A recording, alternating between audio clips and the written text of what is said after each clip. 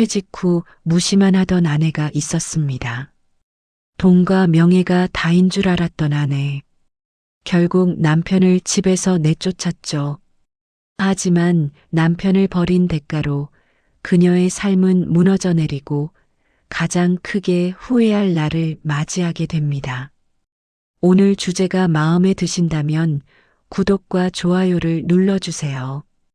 더 많은 이야기를 전하는 힘이 됩니다. 박준호 씨는 올해로 63살입니다. 35년을 다닌 회사에서 퇴직을 하고 이제 집에서 지내는 시간이 길어졌죠. 아내 이선옥 씨는 60살이고 평생 전업주부로 살아왔습니다. 여보, 아침이야. 일어나. 준호가 평소보다 일찍 깨어나 아내를 부릅니다. 회사를 다닐 때는 아내보다 먼저 일어나는 일이 없었는데 이제는 하루 종일 집에 있으니 시간이 여유로워졌습니다. 아이고, 벌써 몇 시인데. 당신 퇴직하고 나서 맨날 이런 식이네. 선옥이 짜증을 내며 일어납니다. 남편이 집에 있는 것이 마음에 들지 않습니다. 그동안 자신만의 시간과 공간이 있었는데 이제는 남편이 하루 종일 집에 붙어 있으니 답답하기만 합니다. 내가 밥이나 해줄까? 이제 시간도 많고. 준호가 부엌으로 들어가며 말합니다. 정년퇴직을 하고 나니 집안일이라도 도와야겠다는 생각이 들었습니다. 됐어. 당신이 뭘 할 줄 안다고. 그냥 저기 앉아서 텔레비전이나 봐. 선옥이 남편의 손을 밀어냅니다. 남편이 부엌에서 이것저것 만지작거리는 것이 더 번거롭게 느껴집니다. 그래도 이제 시간이 있으니까. 시간이 있어봤자 뭐해. 집안일은 내가 평생 해왔는데 이제 와서 돕겠다고? 선옥의 말투가 점점 차가워집니다. 남편이 퇴직을 하고 나서부터 이런 식의 대화가 늘어났습니다. 준호는 거실로 나와 소파에 앉습니다. 텔레비전을 켜지만 별로 보고 싶은 프로그램도 없습니다. 그냥 시간을 때우는 느낌입니다. 당신 오늘 어디 나가지 않을 거야? 선옥이 설거지를 하며 묻습니다. 남편이 하루 종일 집에 있으면 자신의 일상이 방해받는 기분입니다. 특별히 갈 데도 없고 날씨도 춥고 친구들이나 만나지 그래. 맨날 집에만 있으면 답답하지 않아? 친구들도 다들 바쁘고 나이 들어서 만날 일도 별로 없어. 준호의 목소리에 쓸쓸함이 묻어납니다. 회사에 다닐 때는 동료들과 어울릴 일이 많았는데 퇴직을 하고 나니 만날 사람도 줄어들었습니다. 그럼 뭐라도 취미 활동을 하든지 집에서 맨날 빈둥거리기만 하면 어떡해. 선옥의 말은 점점 날카로워집니다. 남편을 이해하려는 마음보다는 그냥 집에서 내보내고 싶은 마음이 더 큽니다. 알았어. 내일부터는 도서관이라도 가볼게. 준호가 조용히 대답합니다. 아내의 불편함을 느끼고 있지만 어떻게 해야 할지 막막합니다. 점심시간이 되어도 두 사람 사이의 분위기는 어색합니다. 선옥이 혼자서 밥을 차리고 준호는 조용히 밥을 먹습니다. 밥 맛있네. 준호가 말을 걸어보지만 선옥은 시큰둥한 반응입니다. 매일 해주는 밥인데 뭐가 맛있어. 그래도 고마워. 고맙긴. 당연한 일이지. 식사 후에도 준호는 할 일을 찾지 못합니다. 아내는 자신의 일상을 계속 이어가는데 준호만 혼자 떠다니는 기분입니다. 저녁이 되어서야 두 사람은 다시 대화를 나눕니다. 오늘 하루 어땠어? 준호가 묻습니다. 뭐가 어때? 맨날 똑같지. 당신은? 나도 별일 없었어. 짧은 대화가 끝나고 다시 침묵이 흐릅니다. 준호는 이런 일상이 계속될까봐 걱정됩니다. 아내와의 관계가 점점 멀어지는 것 같아서 마음이 무겁습니다. 퇴직을 한 지 몇 달이 지나면서 준호와 선옥 사이의 갈등은 더욱 심해졌습니다. 당신 또 집에서 빈둥거릴 거야? 아침부터 선옥의 목소리에 짜증이 묻어납니다. 남편이 집에 있는 것 자체가 스트레스가 되었습니다. 어디 가라고 하면 갈게. 어디를 가든 그냥 나가기만 해. 하루 종일 집에 붙어 있으니까 답답해 죽겠어. 선옥의 말이 점점 거칠어집니다. 남편을 대하는 태도도 예전과 달라졌습니다. 내가 뭘 잘못했다고 그래? 준호가 조심스럽게 묻습니다. 잘못한 게 어디 한두 개야. 맨날 집에서 놀고 먹고 집안일은 하나도 안 도와주고 내가 도와주려고 하면 당신이 하지 말라고 했잖아. 입으로만 도와주겠다고 하지 실제로는 뭘 해? 설거지 한번 제대로 해본 적 있어? 선옥이 목소리를 높입니다. 이런 말다툼이 거의 매일 반복됩니다. 그럼 내가 뭘 하면 돼? 그것도 내가 다 정해줘야 해? 당신이 알아서 해. 나이가 몇인데. 준호는 더 이상 말하지 않습니다. 뭘 해도 아내의 마음에 들지 않는다는 걸 알기 때문입니다. 며칠 후 선옥의 친구들이 집에 놀러 왔습니다. 준호는 방에 들어가 있으려고 했지만 선옥이 불러냅니다. 여보, 나와서 인사해. 마지못해 나온 준호에게 선옥이 친구들에게 소개합니다. 우리 집 영감. 퇴직하고 나서 맨날 집에서 놀고 먹어요. 친구들 앞에서 이런 말을 들은 준호는 얼굴이 붉어집니다. 하지만 아무 말도 할 수 없습니다. 남편들이 다 그래요. 퇴직하면 할 일이 없어서. 친구 중 한 명이 위로하듯 말합니다. 그래도 집안일이라도 좀 도와주면 좋을 텐데.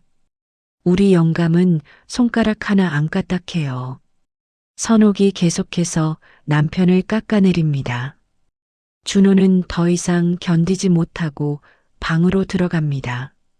저렇게 토라져서는 사실을 말한 것뿐인데 선옥이 친구들에게 말합니다. 남편의 마음을 헤아리려는 생각은 없습니다. 저녁이 되어 친구들이 돌아가고 두 사람만 남았습니다. 오늘 친구들 앞에서 왜 그런 말을 했어? 준호가 조심스럽게 묻습니다. 무슨 말? 나를 그렇게 말한 건 말이야. 사실을 말했는데 뭐가 문제야? 그래도 사람들 앞에서는. 그럼 당신이 뭔가 하든지. 나한테 창피 주지 말고. 선옥이 차갑게 대답합니다. 남편의 기분 따위는 신경 쓰지 않습니다. 내가 어떻게 하면 돼? 그것도 내가 가르쳐 줘야 해? 당신이 알아서 해. 이런 식의 대화가 반복되면서 준호는 점점 위축됩니다. 집안에서 자신의 자리를 찾지 못하겠습니다. 어느 날 준호가 청소를 도와주려고 했습니다. 내가 할게. 됐어. 당신이 하면 더 더러워져. 그래도 도와주고 싶어서. 도움이 안 돼. 그냥 저기 앉아 있어. 선옥이 짜증을 내며 준호를 밀어냅니다. 이웃집에서도 두 사람의 말다툼 소리가 들릴 정도였습니다. 준호는 점점 집에서 나가는 시간이 많아졌습니다. 도서관이나 공원에서 시간을 보내곤 했습니다. 선옥이 말합니다. 또 나가? 응, 잠깐 바람 쐬고 올게. 언제 들어올 건데? 저녁 전에는 들어올게. 저녁은 집에서 먹을 거지? 당신이나 해. 나는 필요 없으니까. 준호가 문을 닫고 나가면서 중얼거립니다. 집에 있어도 환영받지 못하는 기분입니다. 선옥도 남편이 나가면 혼자만의 시간을 즐깁니다. 하지만 마음 한편으로는 이렇게 사는 것이 옳은 건지 의문이 들기도 합니다. 그러나 그런 생각은 금방 사라집니다. 갈등이 계속되던 어느 날 선옥은 결정적인 말을 꺼냅니다. 여보, 우리 이혼하자. 저녁 식사를 마치고 앉아있던 준호가 깜짝 놀랍니다. 갑자기 그게 무슨 말이야? 갑자기가 아니야. 나는 이미 몇 달 전부터 생각하고 있었어. 선옥의 표정이 단호합니다. 이미 마음을 정한 것 같습니다. 우리가 무슨 큰 문제라도 있었나? 큰 문제? 매일이 문제야. 당신과 함께 있으면 내 인생이 끝나는 것 같아. 내가 뭘 그렇게 잘못했다고. 잘못한 게 어디 한두 개야. 퇴직금도 형들한테 다 주고 나한테는 상의도 없이. 몇 달 전 일이었습니다. 준호가 퇴직금 일부를 형들에게 나누어 준 것이 선옥에게는 큰 불만이었습니다. 그건 우리 가족 일이었잖아. 가족? 나도 당신 가족이야. 그런데 왜 나한테는 말도 안 했어? 미안해. 그때는 형들이 어려워서. 당신은 맨날 다른 사람들만 챙기고 정작 아내인 나는 뒷전이야. 선옥의 목소리가 높아집니다. 그동안 쌓인 불만이 모두 터져나옵니다. 그래도 이혼까지는. 나는 더 이상 당신과 살 수 없어. 당신도 나랑 사는 게 힘들잖아. 그런 게 아니야. 그럼 뭐야? 요즘 당신 표정 봐. 맨날 우울해하고 집에서도 눈치만 보고. 선옥의 말이 틀리지는 않았습니다. 준호도 요즘 들어 집에서 편하지 못했습니다. 시간이 지나면 좋아질 거야. 언제까지 기다려? 나이 들어서 남은 시간이 얼마나 된다고. 그럼 어떻게 하자는 거야? 이혼하고 당신은 다른 곳으로 가. 나는 혼자 살 거야. 준호는 말을 잇지 못합니다. 갑작스러운 아내의 결정에 당황스럽습니다. 아이들한테는 뭐라고 할 거야? 아이들은 이미 다 독립했어. 우리가 어떻게 살든 상관없어. 그래도 부부인데. 부부? 우리가 언제부터 부부 같았어? 당신은 당신대로, 나는 나대로 살았잖아. 선옥의 말이 날카롭게 준호의 가슴을 찌릅니다.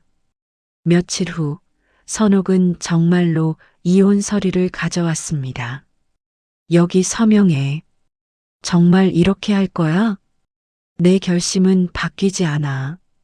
준호는 서류를 보면서 한참을 고민합니다.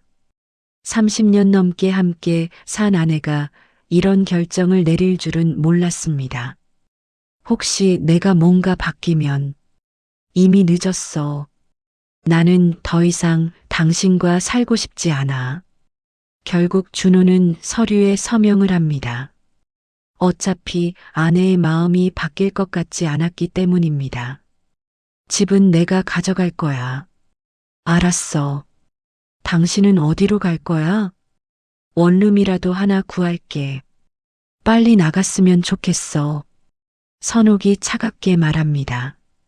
이미 남편을 남처럼 대하고 있습니다. 준호는 며칠 만에 작은 원룸을 구했습니다. 30년 넘게 살던 집에서 나와 혼자 살 준비를 해야 했습니다. 짐은 필요한 것만 가져가. 알았어. 짐을 싸면서 준호는 여러 가지 생각이 듭니다. 정말 이렇게 끝나는 것이 맞는지, 아내와 다시 잘 살 방법은 없는지. 다 쌌어? 응. 그럼 가. 선옥이 현관문을 열어줍니다.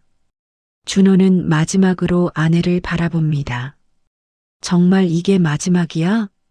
응. 그동안 고생 많았어. 당신도. 짧은 인사를 나누고 준호는 집을 나섭니다. 30년 넘게 살던 집의 문이 뒤에서 닫히는 소리가 들립니다.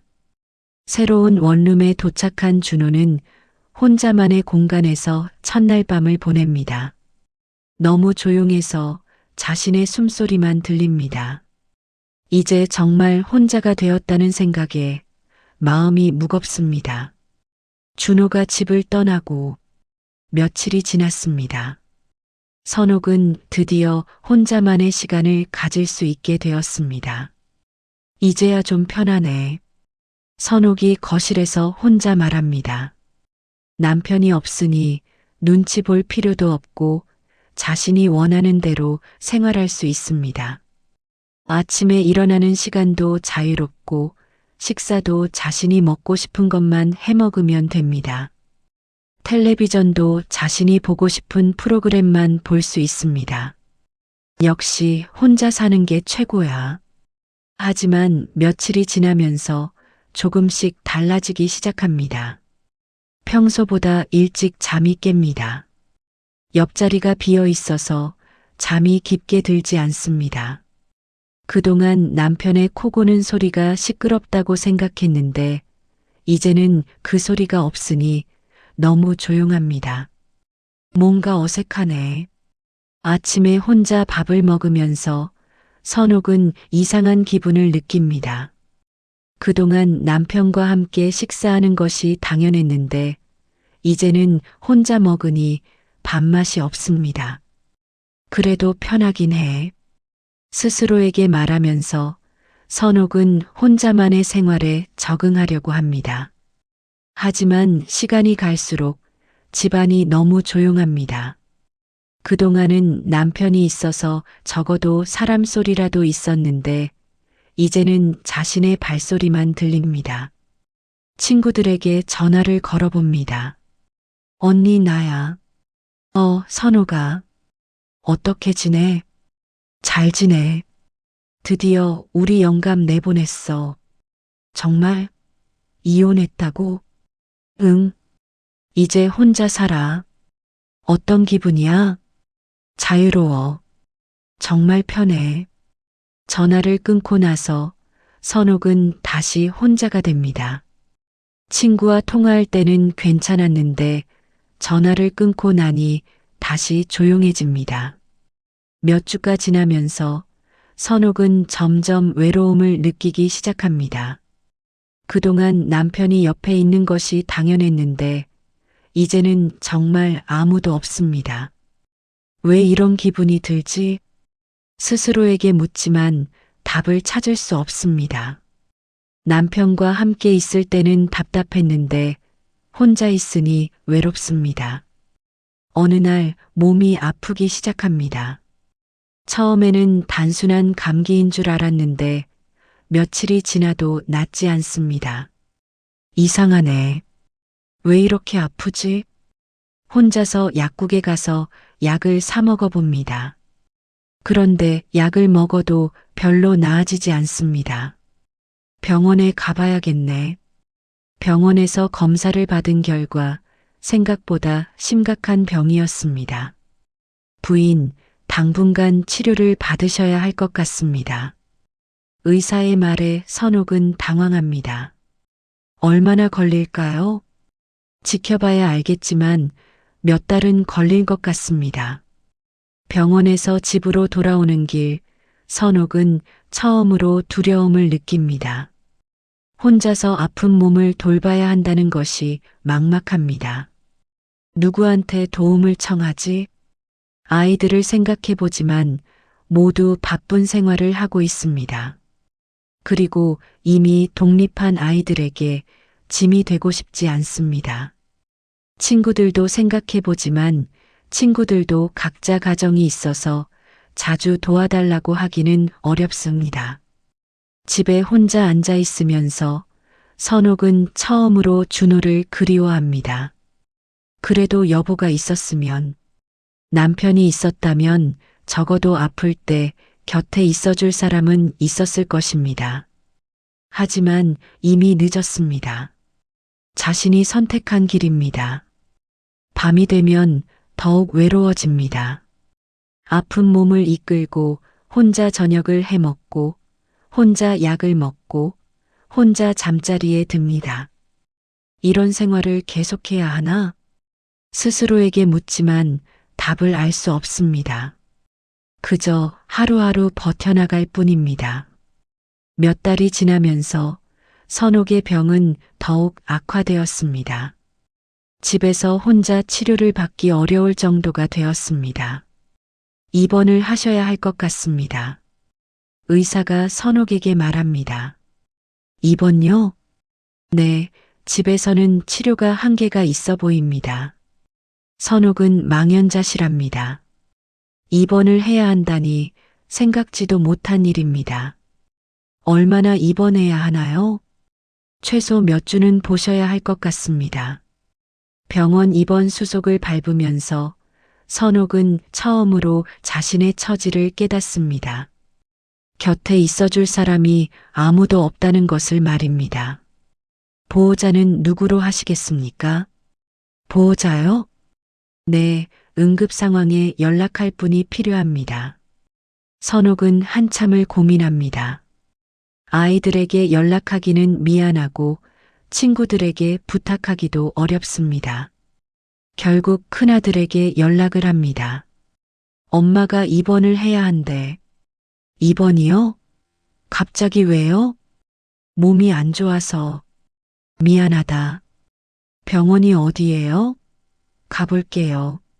아들이 병원에 와서 입원 수속을 도와줍니다. 하지만 오래 머물 수는 없습니다. 엄마, 저는 일이 있어서 먼저 가봐야 해요. 괜찮으시죠? 괜찮아. 가봐. 선옥이 억지로 미소를 지으며 말합니다. 아들에게 짐이 되고 싶지 않습니다. 자주 올게요. 뭔가 필요한 거 있으면 연락하세요. 알았어. 아들이 떠나고 선옥은 홀로 병실에 남겨집니다. 4인실이지만 다른 환자들에게는 모두 가족이 와서 돌봐주고 있습니다. 할머니, 이거 드세요. 아버지, 약 시간이에요. 어머니, 제가 등 좀 마사지해 드릴게요. 다른 병상에서 들려오는 가족들의 대화를 들으면서 선옥은 점점 외로워집니다. 자신에게는 아무도 없습니다. 간호사가 와서 약을 가져다 줍니다.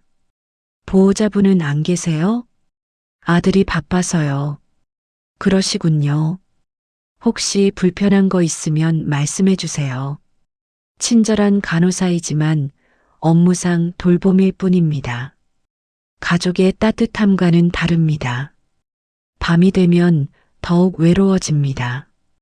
다른 환자들은 가족들이 와서 함께 시간을 보내지만 선옥은 혼자 천장만 바라봅니다. 이럴 줄 알았으면 처음으로 준호를 내쫓은 것을 후회하기 시작합니다. 남편이 있었다면 적어도 이런 때는 곁에 있어줬을 것입니다. 며칠이 지나도 아이들은 바쁘다는 핑계로 자주 오지 않습니다. 가끔 들러서 안부를 묻고 가는 정도입니다. 엄마, 좀 나아지셨어요? 둘째 딸이 며칠 만에 찾아옵니다. 응, 조금씩 나아지고 있어. 다행이네요. 저는 아이들 돌봐야 해서 자주 못 와요. 괜찮아. 바쁜 걸 알고 있어. 뭔가 필요한 거 있으면 연락하세요. 짧은 대화를 나누고 딸도 급하게 떠납니다. 선옥은 다시 혼자가 됩니다. 병실에서 며칠을 보내면서 선옥은 자신의 인생을 돌이켜봅니다. 남편과 함께 있을 때는 당연하게 여겼던 것들이 이제는 그립기만 합니다. 아침에 일어나서 좋은 아침이라고 인사하던 남편의 모습, 함께 밥을 먹으며 나누던 소소한 대화들, 텔레비전을 보면서 이 프로그램 재미있네라고 말하던 순간들, 그 모든 것이 이제는 추억이 되었습니다.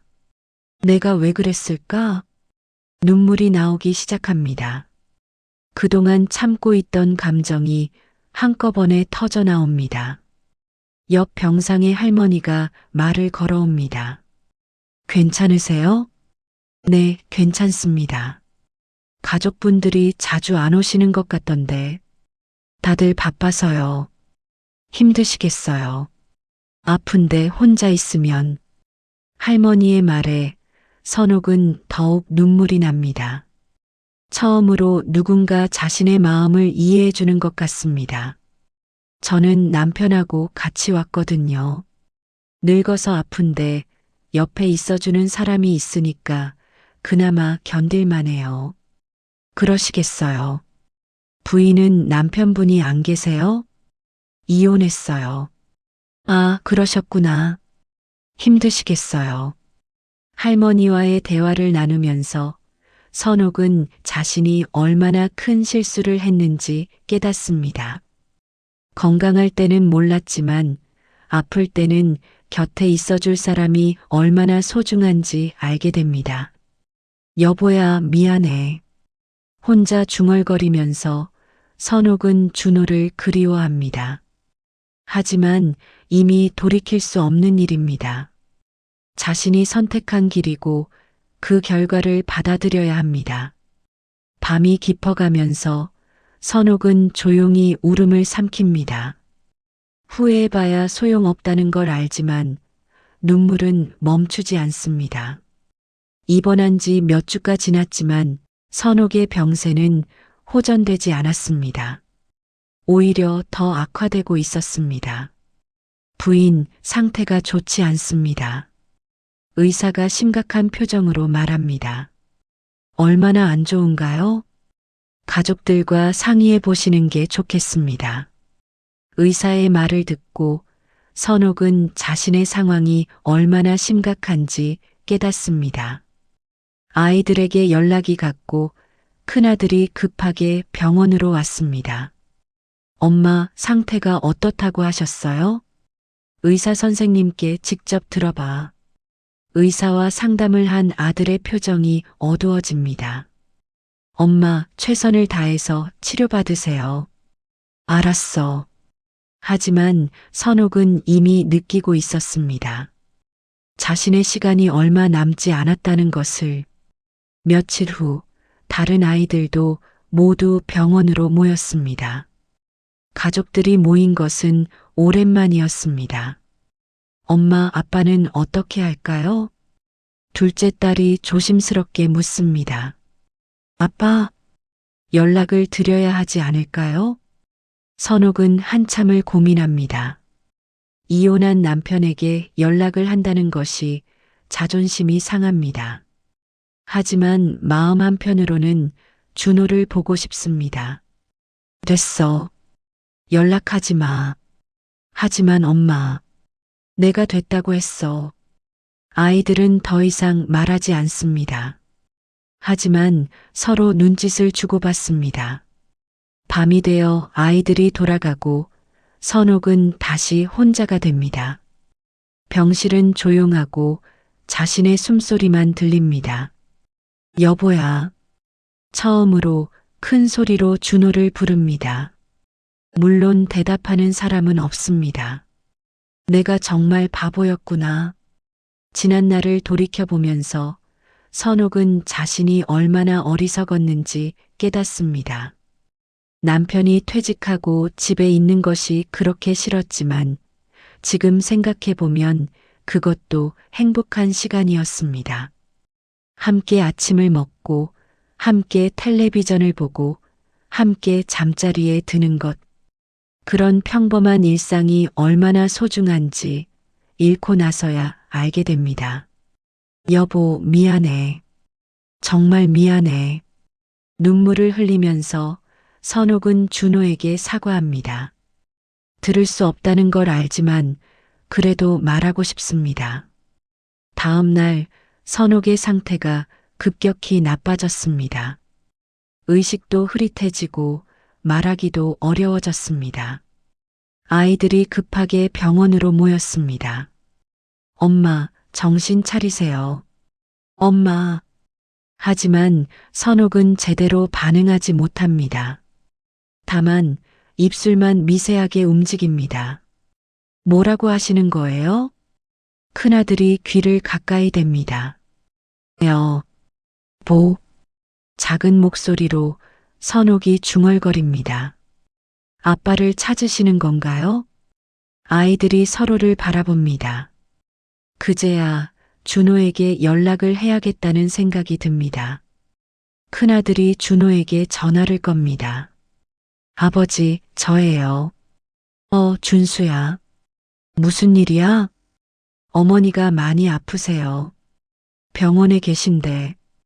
전화 너머로 준호의 놀라는 소리가 들립니다. 어디 병원이야? 지금 갈게. 하지만 아버지, 어머니가 연락하지 말라고. 그래도 가봐야지. 주소 좀 알려줘. 1시간 후 준호가 병원에 도착했습니다. 오랜만에 보는 아내의 모습에 준호는 충격을 받습니다. 많이 아프구나. 준호가 선옥의 손을 잡습니다. 선옥이 미세하게 눈을 뜹니다. 여보? 응, 나야. 왔어. 선옥의 눈에서 눈물이 흘러내립니다. 미안해. 무슨 소리야? 미안할 게 뭐 있어. 내가 잘못했어. 그런 말하지 마. 이제 내가 돌봐줄게. 하지만 이미 너무 늦었습니다. 선옥의 상태는 더 이상 회복될 수 없을 정도였습니다. 여보, 고마웠어. 정말 고마웠어. 선옥이 마지막 힘을 다해 말합니다. 나도 고마웠어. 오랫동안 수고했어. 준호도 눈물을 흘리며 대답합니다. 그날 밤 선옥은 준호의 손을 잡은 채로 세상을 떠났습니다. 마지막 순간까지 남편의 온기를 느끼며 눈을 감았습니다. 장례를 치르는 동안 준호는 많은 생각을 했습니다. 아내와의 마지막 몇 년이 좋지 않았지만 그래도 30년 넘게 함께 산 동반자였습니다. 아버지, 괜찮으세요? 아들이 걱정스럽게 묻습니다. 괜찮아. 엄마도 이제 편히 쉬실 거야. 준호는 담담하게 대답합니다. 슬프지만 원망하지는 않습니다. 장례를 마치고 준호는 다시 자신의 원룸으로 돌아갔습니다. 혼자만의 생활이 계속되지만 이제는 평온합니다. 여보, 잘 가. 준호가 하늘을 바라보며 중얼거립니다.